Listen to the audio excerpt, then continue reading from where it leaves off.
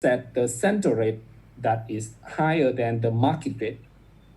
Okay, so in this case, the USD or the commodity currency, if we say in general, the commodity currency, or in this case the USD, is overvalued. Meanwhile, the term currency or the VNG is undervalued. And when the currency is undervalued, the domestic currency is undervalued, that is good for the economy in the sense that it support the export. Okay, if the country does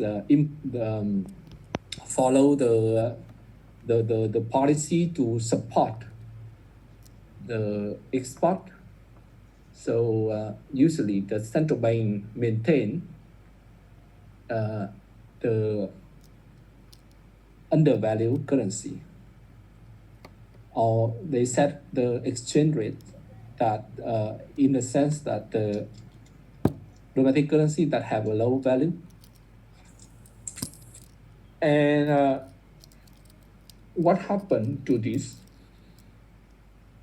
when the central bank, you see that this in here, the central bank set the central rate that is higher than the market rate. So what are the consequences of this case? In the first step, when we look into this graph, we just observe the central rate is greater than the market rate, okay? And we can just conclude that the foreign currency, in this case the USD, is the overvalued. Meanwhile, the VND is undervalued. Okay, that's the first message or first conclusion we can draw. Okay, but in the next step, so what are the consequences? If the central bank set the central rate that is higher than the market rate, so what are the consequences of this? What do you think about that? Just look at graph and please think about what happened to this. What are the consequences? That please. I think the supply of USD is way more than the demand of the USD, and it leads a graph between quantity of supply and quantity of demand.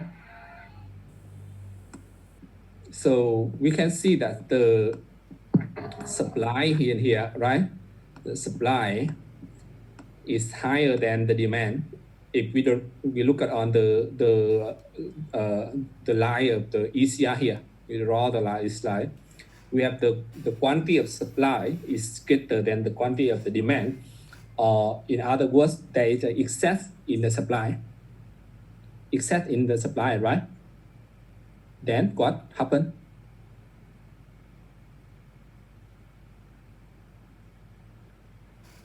We just conclude that if the central rate is greater than the market rate, okay, so one conclusion is that the domestic currency is undervalued. Okay, that's the first message, the first conclusion. The second conclusion is there's an excess in the supply. But then, what next?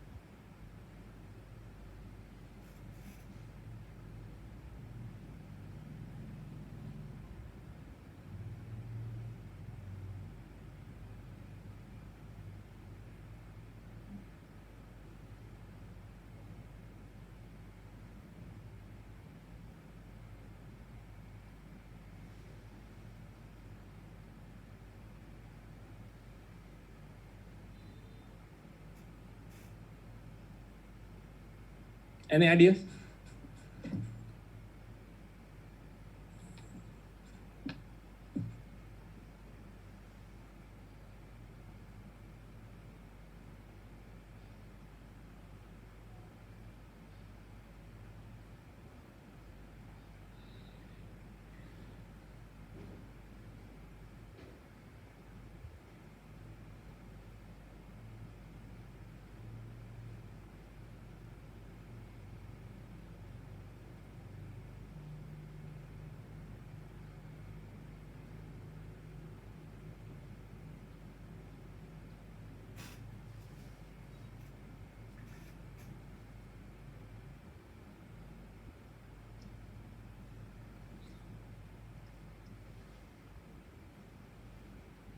So because the central bank want to set the central rate that is higher than the market rate, so we can see that the supply at this level, at the level of the central rate, the supply is greater than the demand. So to maintain the central rate, this level of the central rate, the central bank have to use its foreign reserve access to sell to the market and to keep this level. Okay, to maintain the central rate, because you can see that the central rate is greater than the market rate. So this, if the central bank want to keep the central rate, so it have to sell the foreign currency to the market, and have to buy because there's an excess in the supply.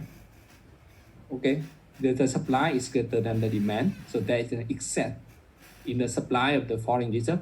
So the central bank have to buy the foreign currency, okay, and then increase its foreign reserve. Okay, if the central bank buy the foreign currency, so it shift the demand curve from D to D1. Okay, and we can see here at the new intersection, it corresponds to the central rate.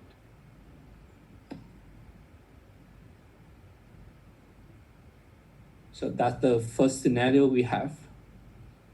In the second scenario, so we can do in the opposite way. We have here, at this level is the market rate